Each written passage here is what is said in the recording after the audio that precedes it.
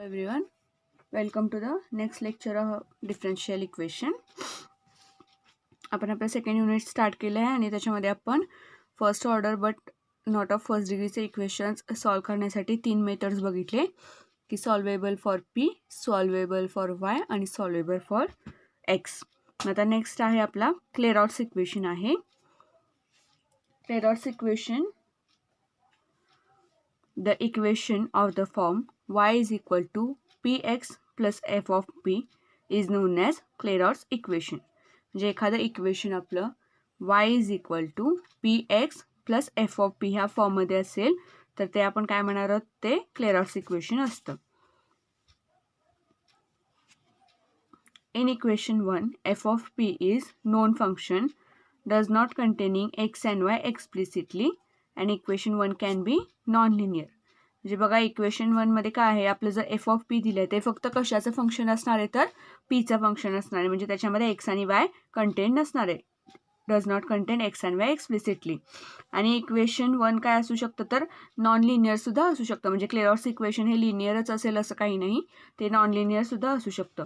For example दिलेत बघा, y is equal to x plus E raise to p, हे सुद्धा क्लेरॉट्स इक्वेशन आहे. परत y is equal to P x plus P square, हे सुद्धा काय आहे, क्लेरॉट्स इक्वेशन आहे. आता बघा इक्वेशन सॉल्व करण्यासाठी काय केलं आहे, इक्वेशनला काय केलं, जे क्लेरॉट्स इक्वेशन होतं y is equal to P x plus F of A differentiating with respect to X. मग काय मिळालं आपल्याला, D Y by D X म्हणजेच काय असतो, P is equal to P into एक्सला आपण काय करतोय, प्रॉडक्ट रूल यूज करतोय डिफरन्सिएशनचा, P plus X D P upon D x plus F of पीचा डेरिव्हेटिव्ह काय येईल, एफ डॅश पी आणि पीचा with respect to x D P upon D x. मग पुढे काय आलं बघा, एल एच एसचा पी आणि आर एच एसचा पी कॅन्सल झाले. म्हणजेच काय राहिलं, फक्त x D P upon D x plus f dash of p d P upon D x is equal to 0. मग आपण काय केलं, d P upon D x common काढलं तर काय मिळालं आपल्याला, x plus f dash of p into d P upon D x is equal to 0. आता या केसमध्ये बघा, एक तर either d P upon D x 0 असेल किंवा x plus f dash of p 0 असेल. का तर काय आहे, इथे प्रोडक्ट आहे x plus f dash p ह्या ब्रॅकेटचं आणि डी पी अपॉन डी एक्सचं हे प्रोडक्ट आहे. म्हणजेच काय येईल, त्यांचं प्रोडक्ट 0 आहे तर बोथ ऑफ दोन्हीतली कुठली तरी एक टर्म 0 असेल. मग आपण फर्स्टली कन्सिडर करूया की जर D P upon D x 0 असेल, जर ह्या इक्वेशनचं सोल्युशन काय मिळेल आपल्याला, आपण इंटिग्रेशन केलं तर काय येईल, p is equal to c. म्हणजे इक्वेशन 3 साठी d P upon D x is equal to जर 0 असेल तर P is equal to c हे काय मिळेल आपल्याला, सोल्युशन मिळेल. आणि इथे काय असेल तर सी हा आपला कॉन्स्टंट असेल. म्हणून जनरल सोल्युशन काय होईल बघा, म्हणजे जर आपण इक्वेशन 3 सॉल्व केलं तर आपल्याला काय मिळालं, p is equal to c. P is equal to c आपण आपल्या गिवन इक्वेशन 1 मध्ये जे क्लेरॉट्स इक्वेशन आहे त्याच्यामध्ये सबस्टिट्यूट केलं तर आपल्याला सोल्युशन काय मिळतंय, y is equal to C x plus F of c. Solution काय आलं, y is equal to C x plus F of c. म्हणजे जर आपल्याला क्लेरॉट्स इक्वेशन दिलं असेल आणि ते ह्या फॉर्ममध्ये असेल, y is equal to P x plus F of p, तर त्याचं सोल्युशन काय लिहिणार आपण, just p is equal to C substitute करायचा आणि त्याचं जनरल सोल्युशन लिहिणार मग आपण y is equal to C x plus F of c. आता बघा आपल्याकडे अजून एक इक्वेशन आहे की x plus f dash of p is equal to 0. जर हे x plus f dash of p is equal to 0 असेल, म्हणजे हा फॅक्टर जर 0 असेल तर काय होईल बघा,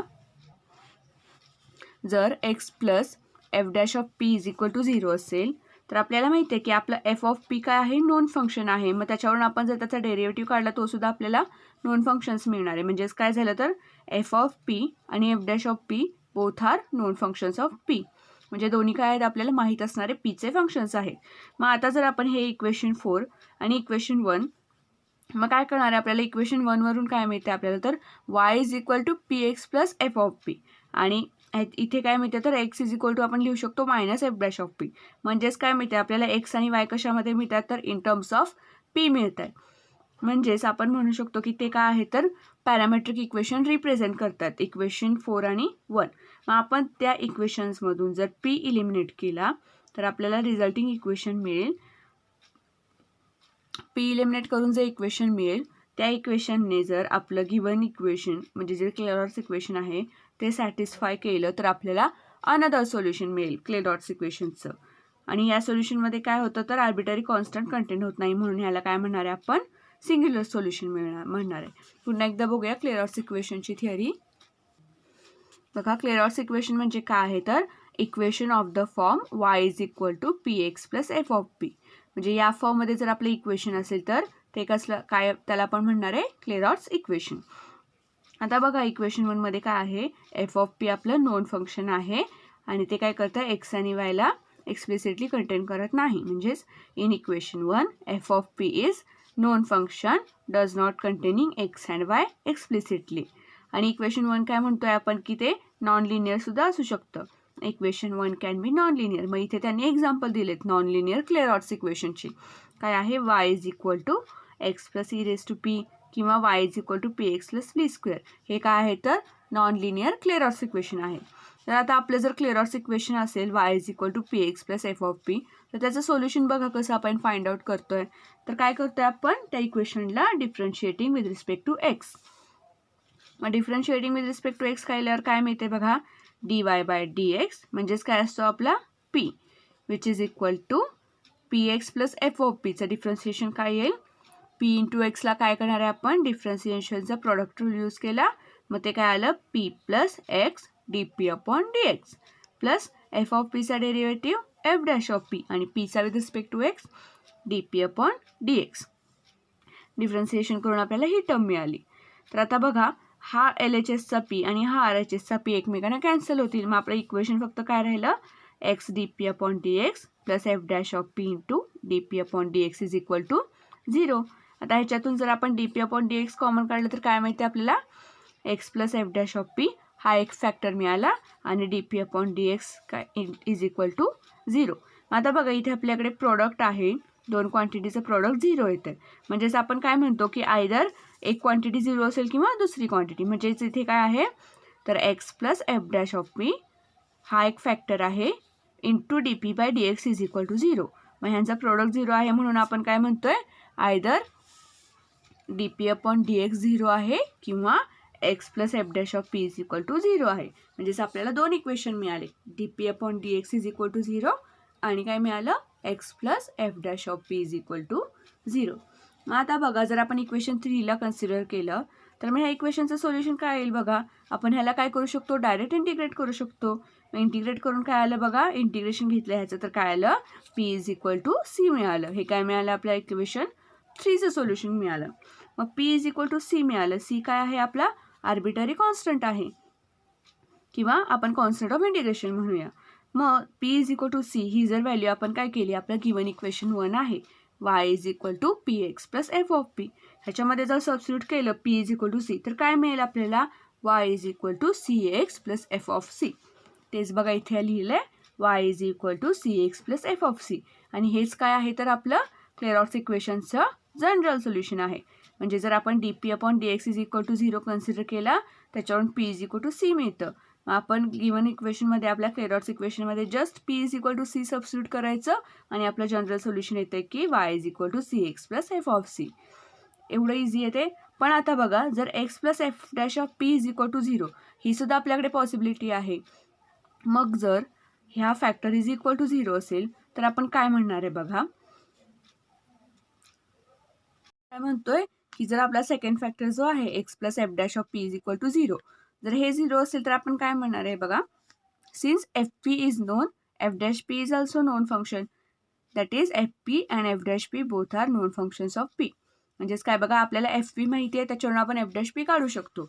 आपल्याकडे काय आहे एफ पी आणि एफ डॅश पी आपल्याला दोन्ही सुद्धा माहीत असणारे फंक्शन्स आहेत आणि ते कशाचे फंक्शन्स आहेत तर पीचे फंक्शन्स आहेत.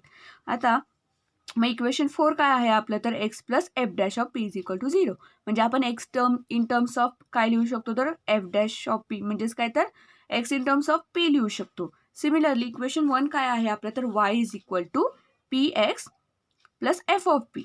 मग आता तिथे पी आहे आणि एक्सची व्हॅल्यू सुद्धा आपण या इक्वेशनवरून इन टर्म्स ऑफ पी काढू शकतो. म्हणजेच वाय सुद्धा कशाचं फंक्शन आलं तर पीच्या टर्म्समध्ये आपण लिहू शकतो. म्हणजेच काय म्हणतात ते इथे की equation 4 and equation 1 together gives a set of parametric equations giving x and Y in terms of parameter P. म्हणजेच काय तर एक्स आणि वाय हे इन टर्म्स ऑफ पी आपण लिहू शकतो. म्हणजेच काय होत आहेत ते तर पॅरामेट्रिक इक्वेशन्स ते रिप्रेझेंट करतायत in terms of parameter P. मग आपण त्या दोन इक्वेशनमधून जर पी इलिमिनेट करू शकलो, तर जे काही आपल्याला रिझल्टिंग इक्वेशन मिळेल एक्स आणि वाय मधून पी इलिमिनेट केल्यानंतर, जर त्या इक्वेशनने आपलं गिवन इक्वेशन जे आहे Y is equal to P x plus F of p, म्हणजेच काय तर क्लेरॉट्स इक्वेशन, ते इक्वेशन जर आपल्या त्या रिझल्टिंग इक्वेशनने म्हणजे कशाने पी इलिमिनेट करून आलेल्या इक्वेशनने जर आपलं गिवन इक्वेशन सॅटिस्फाय केलं, तर ते आपल्याला काय मिळेल, अनदर सोल्युशन मिळेल, म्हणजे आणखी एक सोल्युशन मिळेल आपल्या गिवन इक्वेशनचा. आपण ऑलरेडी एक solution, general solution find out केले. आपण जर p is equal to C substitute करून काय मिळते, आपल्याला जनरल सोल्युशन मिळते. पण इथे आपल्याला जर ह्या फॅक्टरवरून आपण दोन आपल्याला पॅरामेट्रिक इक्वेशन मिळतात एक्स आणि वायचे, मग त्याच्यामधून पी इलिमिनेट करून तो रिझल्टिंग इक्वेशनने जर तो आपलं गिवन इक्वेशन सॅटिस्फाय केलं, तर आपल्याला अनदर सोल्युशन मिळते. पण आता ह्या सोल्युशनमध्ये काय होते की आर्बिटरी कॉन्स्टंट कंटेंट नसतो, म्हणजे ते काय असतं, विदाउट आर्बिटरी कॉन्स्टंट असतं. म्हणून त्या सोल्युशनला आपण काय म्हणणार आहोत, तर सिंगल सोल्युशन म्हणणार आहोत. आपण एक्झाम्पल सॉल्व्ह केल्यानंतर तुम्हाला क्लेरॉट्स इक्वेशनचे कसे सॉल्व्ह करायचे ते कळेल. तर आपण काय करूया, एक्झाम्पल्स बघूयात. बघा, फर्स्ट एक्झाम्पल आहे solve y minus P x into p minus 1 is equal to p. आता हे काय आपलं क्लेरॉट्स फॉर्ममध्ये दिसत नाही आहे, मग आपण काय करूया, ह्याला क्लेरॉट्स फॉर्ममध्ये ह्याला कन्वर्ट करूया किंवा ह्याचं ट्रान्सफॉर्मेशन करून ते क्लेरॉट्स फॉर्ममध्ये आणूया. मग बघा कसं आपण हे करू शकतो. तर द गिवन इक्वेशन इज, सोल्युशनमध्ये बघा, द गिवन इक्वेशन इज, मग आपलं जे गिवन इक्वेशन आहे ते आपण लिहून घेऊया, y minus px into p minus 1 is equal to p. आता हे आपण कसं लिहू शकतो बघा, it can be written as, आपल्याला कुठल्या फॉर्ममध्ये इक्वेशन हवं आहे, y is equal to P x plus F of p. ह्या फॉर्ममध्ये इक्वेशन असेल तर ते आपलं क्लेरॉट्स इक्वेशन असतं. मग बघा, आपण हा जो फॅक्टर आहे पी मायनस 1 तो पलीकडे नेऊन डिवाइड करूया, म्हणजे इथे काय राहतं आहे, तर y minus P x is equal to P upon P minus 1. आता y इज इक्वल टू काय येईल बघा, P x plus P upon P plus 1. आलं हे आपल्या क्लेरॉट्स फॉर्ममध्ये. काय आहे आपल्या Clairaut's form, y is equal to P x plus F of P. ते एफ ऑफ पी काय आहे, पी अपॉन पी प्लस 1, म्हणजे हे फक्त कशाचं फंक्शन आहे, पीचं फंक्शन आहे. एक्स आणि वायला ते कंटेंट करत नाही. मग हे काय आलं आपलं, y is equal to P x plus P upon P plus 1 काय आलं आपला क्लेरॉट्स फॉर्ममध्ये इक्वेशन आलं. मग आपण जनरल सोल्युशन कसं फाइंड आउट करतोय, तर just by putting p is equal to c. P is equal to C substitute केलं की आपल्याला काय मिळेल, ह्याचा जनरल सोल्युशन मिळेल. तर बघा, मग हे काय आलं आपलं, तर क्लेरॉट्स फॉर्मचं इक्वेशन आहे, which is in Clairaut's form.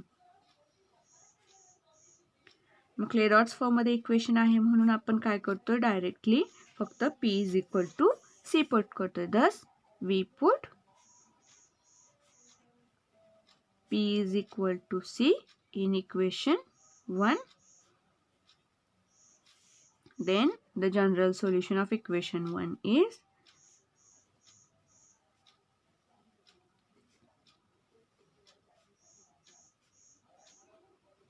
काय आहे ते बघा, काय करायचंय, फक्त p च्या ठिकाणी c सबस्टिट्यूट करायचंय. मग काय येणार, y is equal to cx plus c upon c plus 1. हे काय आलं आपलं, तर रिक्वायर्ड सोल्युशन मिळालं. आता आपण आणखी एक्झाम्पल बघूया. बघा, नेक्स्ट एक्झाम्पल आहे y is equal to P x plus under root 1 plus P square. आता आपलं गिवन इक्वेशन काय आहे, क्लिअरली आपल्याला दिसतंय की ते कशामध्ये आहे, तर आपल्या क्लेरॉट्स फॉर्ममध्ये आहे. मग आपण काय करणार आहोत, फक्त p is equal to C substitute करणार आणि आपल्याला काय मिळेल, जनरल सोल्युशन मिळेल. The given equation is in Clairaut's form. काय आहे given equation, y is equal to P x plus under root 1 plus P square. मग ते काय आहे, तर क्लेरॉट्स फॉर्ममध्ये आहे. It is in Clairaut's form. म्हणजेच आपण काय लिहिणार आहोत, तर thus put P is equal to C. बघा, मग just by putting p is equal to c आपल्याला जनरल सोल्युशन काय मिळते, तर y is equal to C x plus under root 1 plus c square. आणि नेक्स्ट एक्झाम्पल बघा, example आहे x p square minus y p plus 2 is equal to 0. आता हे काय आपल्याला क्लिअरर्स फॉर्ममध्ये दिसत नाही आहे की y is equal to P x plus F of p ह्या फॉर्ममध्ये नाही आहे. म्हणजे आपल्याला ते काय करावं लागेल तर क्लिअरर्स फॉर्ममध्ये कन्वर्ट करावं लागेल. मग बघा, गिवन इक्वेशन इज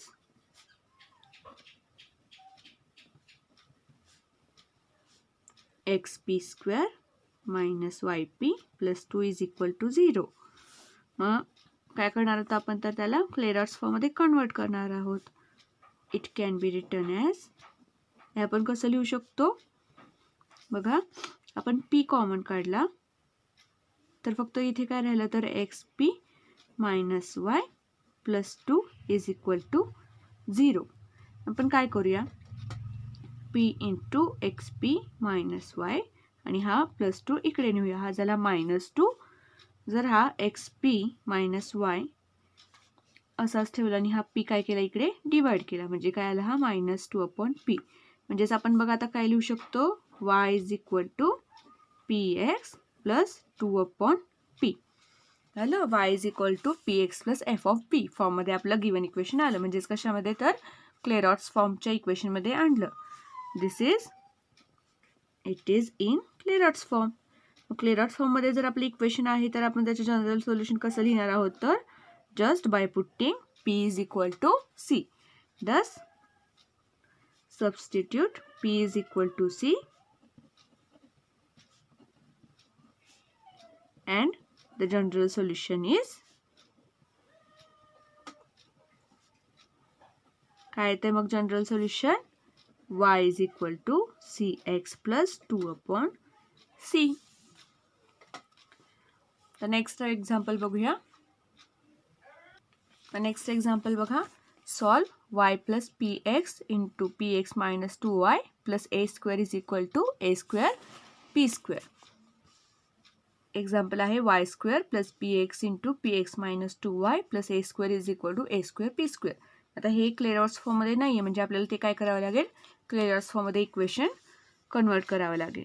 मग बघा सोल्युशनमध्ये given equation is y square plus px into px minus 2y plus a square is equal to a square p square. मग आपण हे सॉल्व करूया बघा, y square प्लस हे काय होईल बघा p square x square आणि मायनस काय होईल हे 2pxy plus a square is equal to a square p square. आता तुम्ही ते नोट केले तर बघा हे काय आहे, y square plus P square x square minus 2pxy. हे कशाचं स्क्वेअर आहे तर y मायनस पी एक्सचा स्क्वेअर आहे, विच इज इक्वल टू, आपण हा ए स्क्वेअर काय नेऊया पलीकडे नेऊया, म्हणजेच काय होईल हे a square p square minus a square होईल. म्हणजेच हे काय आलं बघा, y minus P x whole square is equal to a square जर आपण कॉमन काढला तर काय राहिलं ब्रॅकेटमध्ये फक्त पी स्क्वेअर मायनस 1. जर आपण ह्याचं स्क्वेअर रूट घेतलं तर बघा काय येते, y minus P x is equal to a into square root of p square minus 1. मग आपण हे असं लिहू शकतो, y is equal to P x plus a into under root p square minus 1. मग हे कशामध्ये आलं आपलं इक्वेशन तर क्लेरॉट्स फॉर्ममध्ये इक्वेशन आलेलं आहे. मग आपण ह्याचं जनरल सोल्युशन कसं लिहिणार तर P is equal to C substitute करून आपण ह्याचं जनरल सोल्युशन लिहिणार. Thus it is in Clairaut's form.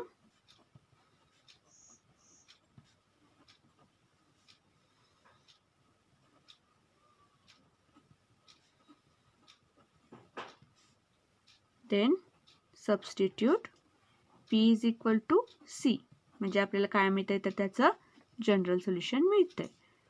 Thus general solution is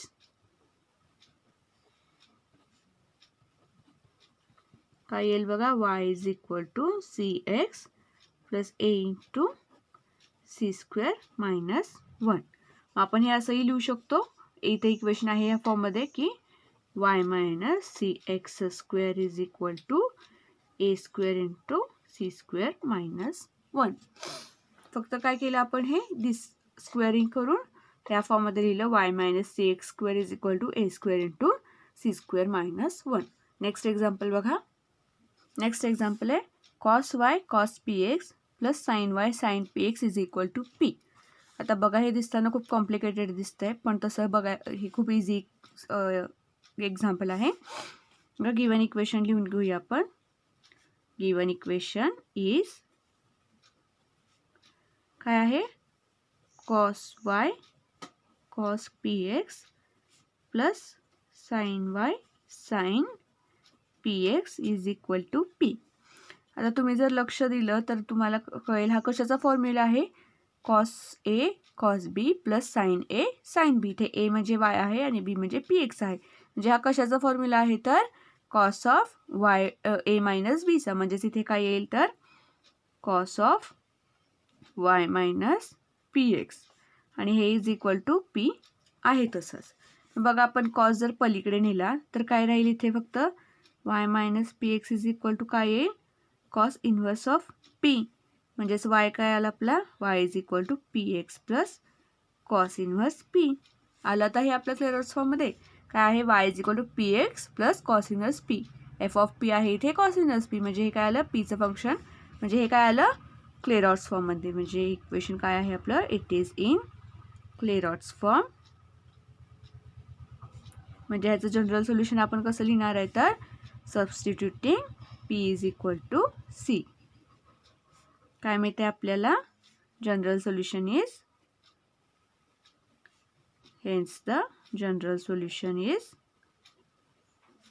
काय येईल बघा, y is equal to C x plus cos inverse of C. बघा next example, solve X P minus Y whole square is equal to P square minus 1. आता इथे सुद्धा हे क्लेरॉट्स फॉर्ममध्ये नाही आहे, आपल्याला काय करावं लागेल तर क्लेरॉट्स फॉर्ममध्ये कन्वर्ट करावं लागेल. मग बघा सोल्युशनमध्ये फर्स्ट आपण काय करतोय, गिवन इक्वेशन लिहून घेऊया. Given equation is x P minus y square is equal to P square minus 1. आता आपल्याला काय हवं आहे तर y is equal to P x plus F of p. मग इथे आपण काय करूया, याचं स्क्वेअर रूट घेऊया. काय मिळते बघा, x P minus y is equal to square root of p square minus 1. म्हणजे आता हे आपण कसं लिहू शकतो बघा, y is equal to P x minus square root of p square minus 1.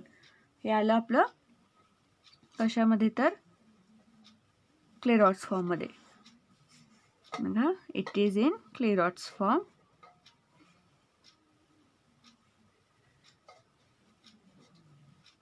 म्हणजेच काय करणार आहे आपण, जनरल सोल्युशन फाइंड आउट करण्यासाठी p is equal to C substitute करायचं. तर put P is equal to C